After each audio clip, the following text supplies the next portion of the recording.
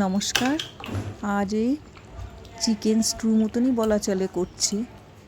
একবারে সব কিছু বসিয়ে দিয়েছিলাম, পেঁয়াজ রসুন আদা সামান্য 3 চামচ তেল দিয়ে একটু ভাজা ভাজা করে তারপর চিকেনটাকে একটুখানি পেঁপে আলু গাজরের সঙ্গে কষিয়ে নিয়ে গরম জল দিয়ে ভালো করে ফুটিয়ে নিচ্ছি।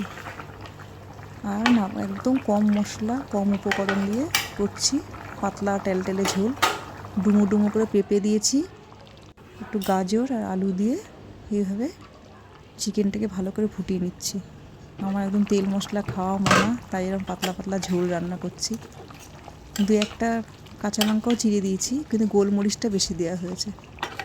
এটা খেতে খুব টেস্টি হবে পাতলা হলেও। তোমরা কে কে এমন ঝোল খেতে ভালোবাসো জানিও।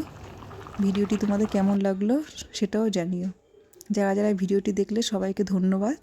আবারও দেখাবে অন্য কোনো দিন অন্য কোনো রেসিপি নিয়ে। ততক্ষণ সবাই ভালো থাকবে।